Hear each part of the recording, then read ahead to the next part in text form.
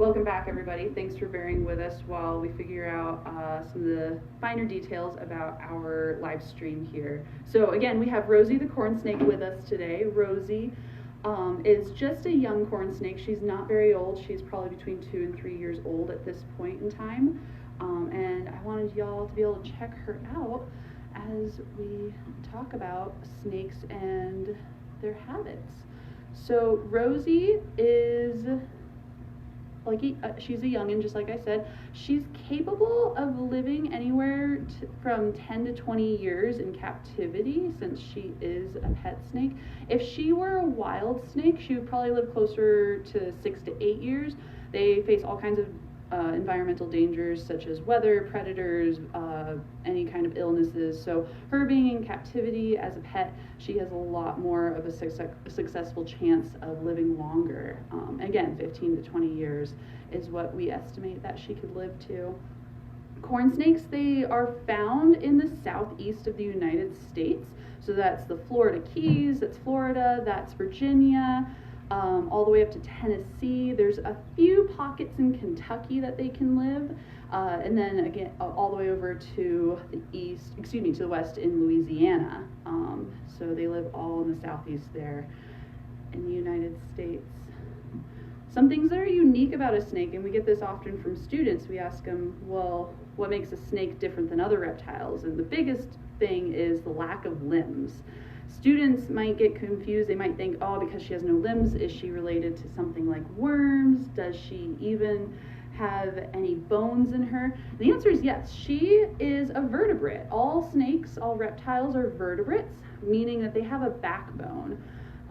We too are vertebrates, so if you were to feel the back of your neck and you feel the little bumps, the ridges there, those are your vertebrae in your backbone. And she has the same thing running down her entire length from the tip of her tail to her head. She has all kinds of vertebrae.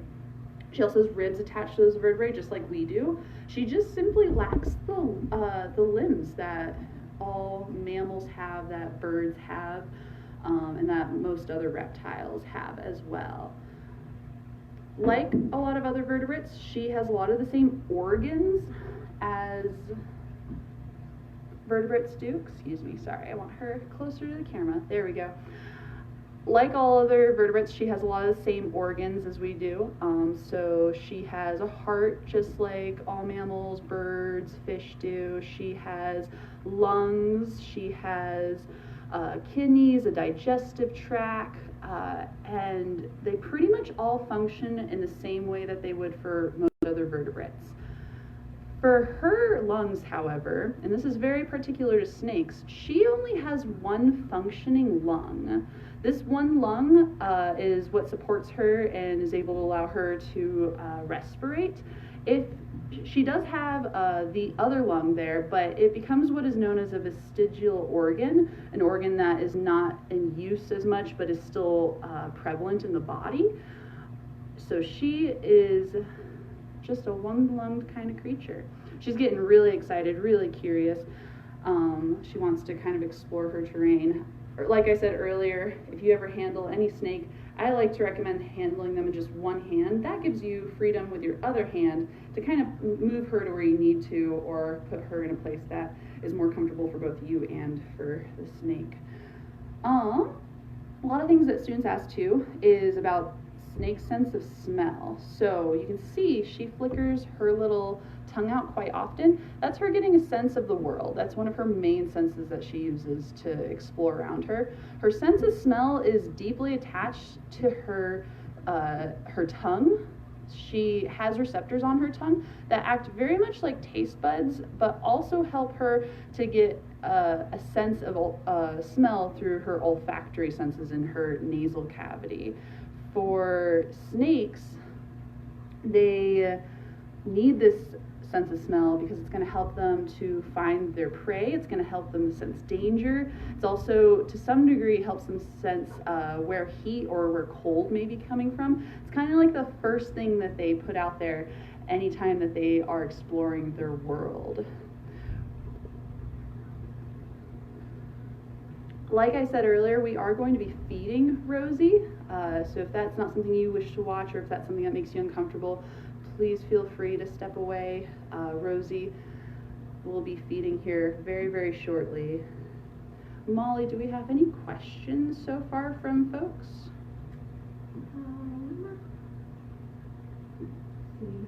Have you talked about how Rosie moves? Oh, so how Rosie moves. This is a really great curiosity to some people. How does she move without limbs? And that's a really good question. You can actually see what she's doing around my thumb right there. She's literally pushing with her muscles along her belly and her sides. If you could imagine, we have muscles all along our torso. We have abs in the front and abs on the sides, and to some degree we also have core muscles that help in our back. And she is the same thing with her body. And really, she has more than what we have. So she uses her entire frame to push herself along. She first moves her head, and then she pushes her sides against whatever it is she's moving until she gets to where she's going. So that is Rosie so far. Do you want to talk a little bit about the process of what it's going to be like when we feed her? Yeah, so let's get into that. Anytime you have a snake on hand, whether it's your own pet snake at home or an ambassador animal like this that helps with education, you always want to have a different place to feed them than the actual habitat that they live in. So for Rosie and for our other corn snake, Maisie, we have a big tub that we put them into, and this big tub is the only place that they are ever fed. And this is to keep them never associating their regular habitat with food. If they ever are in there sleeping, or if we want to pull them out for educational purposes, they may start to think, oh, this could be food coming next, and we don't want them to ever think that. So we have a very separate area that they are only ever fed in. Something else that people get curious about too is, do snakes need to be fed a live creature? And for pet snakes, the answer is no. They don't have to be fed something that's alive. We receive our mice deceased and frozen. We thaw them out very slowly, whether it's in the fridge over the course of a day or in a bowl of warm water, and then we can go through the process of actually giving it to the snake. You never want to give it to a snake while it's frozen, of course. Snakes, being cold-blooded, cannot regulate their temperature, and that would be a bad situation for them. So we have to warm up the deceased mice for them. Rosie, being a baby snake, she eats baby mice. She does not eat full-size mice yet. However, our other snake, Maisie, does eat full-size mice, and you'll all get the opportunity to see that here in just a little while. A lot of things that students ask is, why is a corn snake called a corn snake? Does she eat corn? And for most students, they figure out, nah, she's a carnivore, she doesn't eat corn.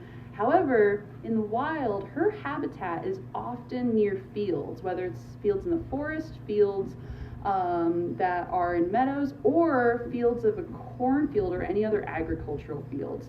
It's said that corn snakes are a really good friendly predator for farmers. They can kind of take care of any of the rodent populations that may exist within an agricultural area. They want to be able to keep the populations low for those rodents, and so corn snakes and other types of snakes are a really good asset for that. So I do have a couple of questions coming in here. Yeah. So back when you were talking about lungs, one of the questions is, do all snakes only have one lung? All snakes have both lungs, but only one lung is ever functioning. For her, you can imagine why, for any snake really, if you take a look at her body, it's so thin, and she has to fit all the same organs in there as any other vertebrate. So that's the whole digestive tract, that's her heart, that's her lungs, and because of her slim size, and all snakes slim size, the one lung is the primary thing that is functioning for them. The other lung is there, but it's not working the way their first lung, their primary lung is. Oh, cute little head poke in there. Another question that I got here is, how do snakes regulate their temperature? That is a complicated question. Essentially, I can only answer that partly as to why snakes can't regulate their temperature. It's something that's seen throughout a lot of reptiles, and I believe through pretty much all reptiles. They are what is colloquially known as cold-blooded, meaning that they can't produce their own heat the way birds and mammals can. I'm not sure what the processes are or the functions are that make mammals and birds create their own heat, but snakes, reptiles, they do not need to create their own heat, so they end up needing to find a warm source of heat, or if it is cold, they end up hunkering down, moving less because of the cold, but also to reduce the amount of energy they're moving. So I'm sorry I can't answer that question more fully detailed. I can answer it as far as I know. Maybe that's something I will look into though for the next reptile that we show, so that everyone can get a good sense of why reptiles don't regulate their own heat. Got a couple more here. Mm-hmm. I don't know if you've talked at all about her teeth yet. I have not, and I'm glad someone asked about that. Is there a specific question about teeth? Just what the corn snake's teeth are like. Sure. I don't know if you want to compare it to others. Very, very much so. Let's compare snake teeth to, say, our own teeth. Our own teeth, we have teeth that pretty much bite down in an up and down fashion. And for snakes, because they are unique in that they have to open their jaw and swallow their food whole, their teeth actually point slightly inward towards the back of their mouth. And that helps them to hold on to prey, especially if they're wild prey and they're a wild snake and they're eating something that's alive, helps them to better grip that animal. If they needed to at all, or if they wanted to help the food to kind of flow down their throat, the teeth pointing backwards also helps in that manner. They also don't have teeth lined up the way we do. Of course, they have lots of really, really tiny teeth. And in fact, in Rosie, she's small enough that even if she did open her mouth, we really wouldn't be able to see her teeth. They are just so small, so tiny. They're there, they're helping her, but they're not really visible to us altogether. And her teeth will be lined up in one single row all along her bottom jaw and her top jaw, and pretty much all of them face backwards ever slightly. We have one more question here, and then maybe we can move on to feeding Rosie. This one's about, is Rosie a poisonous snake? Ooh, that's a really great question. A lot of people see the bright colors and they think, that's a venomous snake. And the truth is that Rosie is not a venomous snake. We wouldn't be confident having a venomous snake in hand, nor would we want an educational animal that was venomous at all. If she, for whatever reason, were to bite someone, she would not give them any venom at all. She doesn't have any venom within fangs in her mouth. And there's a good distinction between being venomous and being poisonous. If she's venomous, it means it would be bad if she bit something else. It means that she would inject venom into them. Whereas if she was poisonous, it would mean that she is bad for something to eat.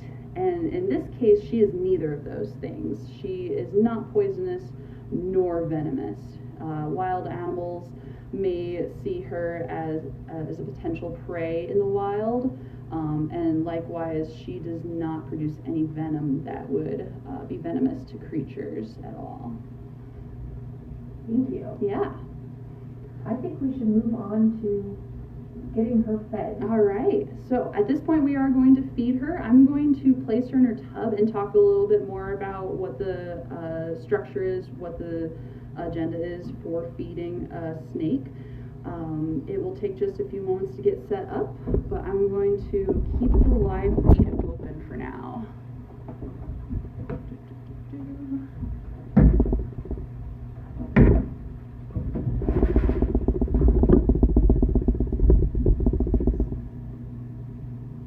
There you go, Rosie.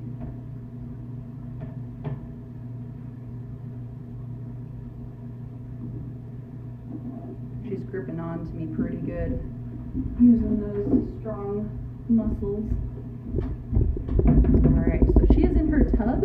At this point, any snake that is in their feeding habitat, you don't want to be touching or disturbing as very little as flexible. She will sit in here until I get the mouse out. She's in a place where she has been fed before, so she knows food is coming, or at least she can associate this place as being a place where she will eventually get food. I will be back to get the mouse, and we can show you guys what eating looks like.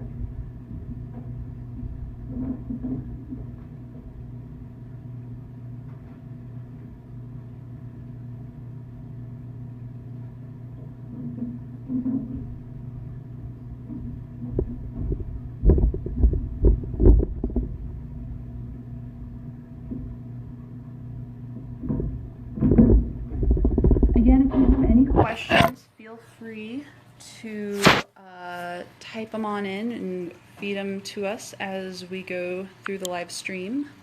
All right, so from here, I'm going to open up the tub and let you guys have a look at Rosie before she starts eating. She, at this point, is just curious. She's using her tongue, kind of smelling things out.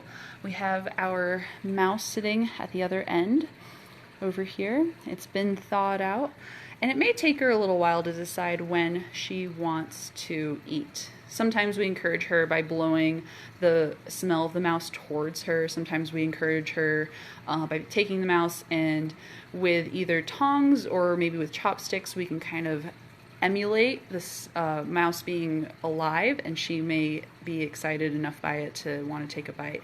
At this point, she, I don't think, knows that there is a mouse on hand yet. We'll give her some time to think on it, though.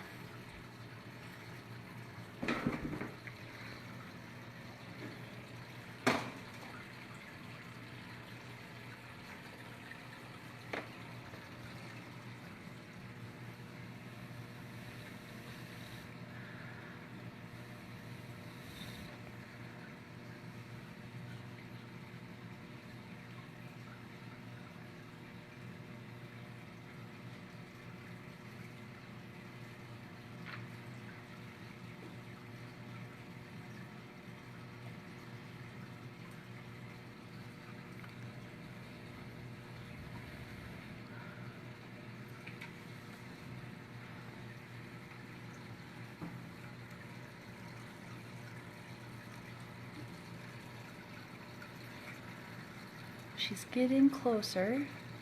Is maybe understanding there's a mouse in here, trying to figure out if it's something that she can eat or if it's something that's disturbing her.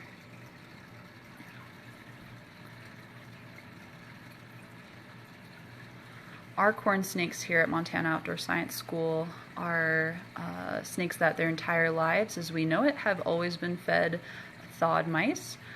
So it kind of produces an effect that is unlike a wild mouse or wild snake eating. Wild snakes will have a much more bigger reaction to catching their prey. Our snakes kind of have a docile approach to their mice, which actually makes them perfect for educational purposes.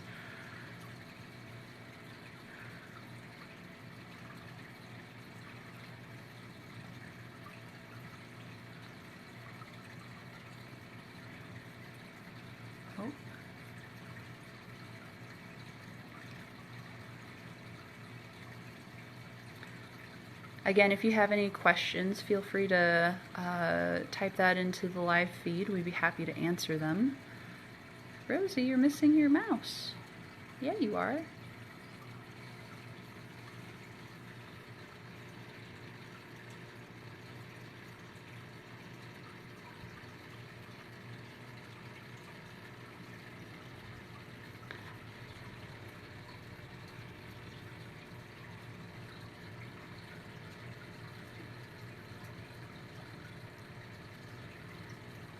Again, now that she's in her feeding bin, we don't want to touch her or disturb her, and if we have to, we're going to do it as very little as possible. If I have students ever watching this, whether it's in here at Moss or at a school or outside, I'll have all the students be really quiet. I'll have them move very slowly if they have to move. We try to just to keep everything as calm as possible and not to make either of our snakes nervous at all when we feed them.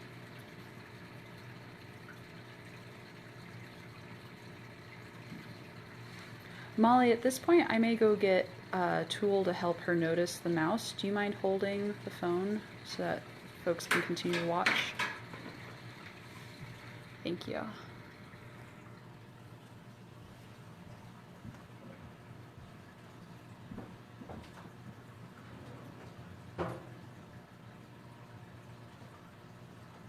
Oh, she's noticing it now, Mel. Oh, goody.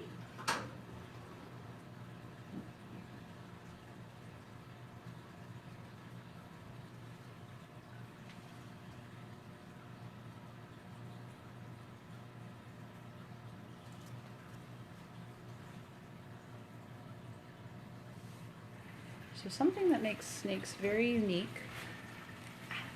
both given them having no limbs and how small their teeth are, they have to be able to swallow their prey whole. It's something that we all learn growing up. Oh, I think she took her first bite. Again, this is kind of a docile version of a feeding from a corn snake. If we ever saw one in the wild, they'd probably not bite them directly in the middle as she's done first. We'd see more of an aggressive manner where they bite the face or the head first in order to help them better get their prey. At this point, because of those lack of limbs, she's going to walk her mouth along the mouse. When she was younger, she sometimes would not know which way to go. Sometimes she'd bite in the middle and not know to go towards the end with the head. Typically, any prey that snakes are eating goes down easier if they bite it by the head. That's both for reasons of the fur going down their throat smoothly. It's also for the limbs going down their throat smoothly. And if they try to go from the butt end first, it's not necessarily a terribly bad thing, but it can be harder for them to eat. Going back to those small teeth, they have helped her also to walk her face down to that side of the mouse that she wants to really be feeding from.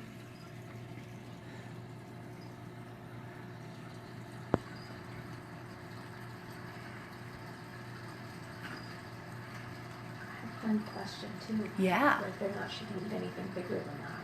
She technically could eat something a little bit bigger than that. The way to gauge how big a prey and a snake can eat is if you look at the thickest part of their body. In her case, I'm going to be really gentle about this. In her case, her thickest part of her body is probably somewhere back here. This mouse that we fed her today is a little bit smaller than the thickest part of her body, which shows us that she's actually grown just a little bit since we first started feeding her these size mice. At this point in time, we probably won't be moving her up in size of prey. However, we could start feeding her 2 mice instead of just 1. Some people are wondering too, I'm sure, how often do you feed snakes? And honestly, it depends on the type of snake you have. Most snakes don't need to be fed more than once a week. For some snakes, though, they can go as long as 1 or 2 weeks without being fed, and some snakes can even go months without feeding. We typically see that in the wild, too, especially with larger snakes. The larger the snake, I believe the longer they can go between eating, just because the size of their prey ends up being a lot bigger, and so it takes longer for them to digest that prey. You can see she's opened up her jaw now. Something really unique about snakes is not just that they have to swallow their food whole, but the way in which they do. Their jaw is said to dislocate, and actually right in the center of their lower jaw is a point where the jaw is not connected. It's just ligaments and a little bit of skin and muscle. That point is where the snake's lower jaw is allowed to then stretch to widen to open up to the size of whatever prey they are trying to consume.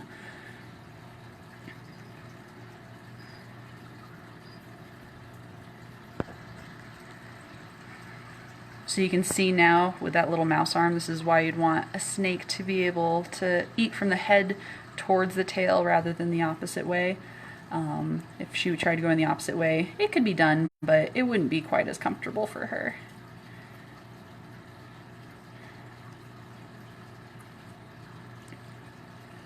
Something pretty unique about snakes as well is that they do not have eyelids. Not the way that mammals and birds do. Snakes have a single scale that goes over their eye. It's a clear scale. Anytime they shed their skin, they also have to shed that one scale that's over their eye. For her, this means that she will always have her eyes open, essentially, even when she's asleep.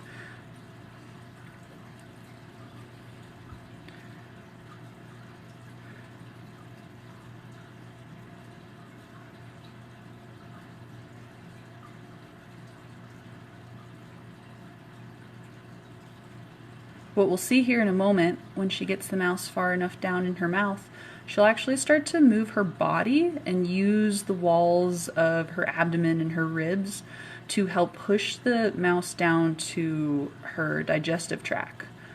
And once she's done that, I will point out to you guys roughly where her digestive tract is so that y'all can see where it starts in her body. Another question here for you. Yeah. Is there acid that breaks it down in her stomach? Very much so, yes. Any creature with a stomach has some kind of stomach acid. In the case of snakes, since they are consuming the entire animal, the bone, the fur, the sinew, everything, they have to be able to digest all of that, and so their stomach acid is quite strong. She's just about got it down. I'm going to show you guys what a top view of her looks like. You can see where the mouse currently is, and now she's going to start to wiggle her body in such a way that will help it move down into her digestive tract.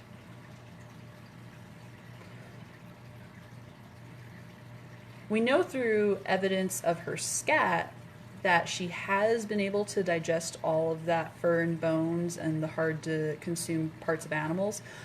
Because in her scat, all we end up finding is what pretty much looks like bird scat. It's got a white part, it's got a brown part, there's a little bit of liquid to it, but there's no remnants that are discernible about an animal within her scat. So you can see the mouse is right about there, and it's probably going to move just a little bit further to in here somewhere, but she may have to wiggle around here to kind of help push it that far.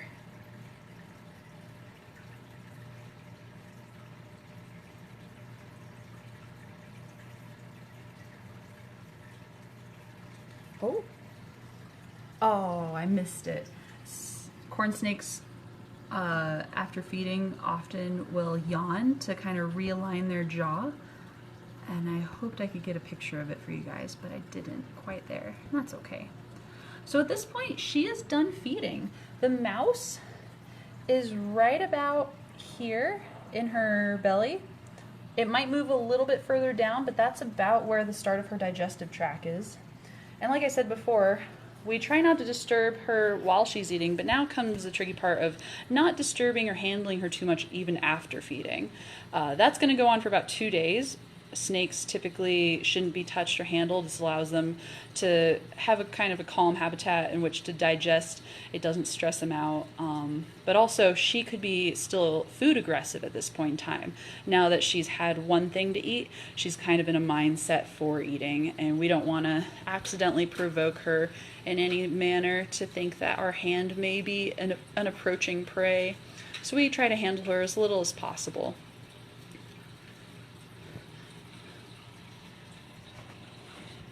As a reminder, please remember to like Moss on Facebook. We will be doing some more live streams of our animals here in the Moss office. Again, this is Rosie the corn snake.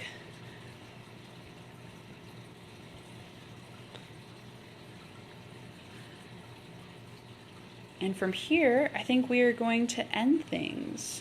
So I just want to say thank you all for being a part of our first live stream today. Thanks for bearing with us on some of the kinks that have occurred. And we hope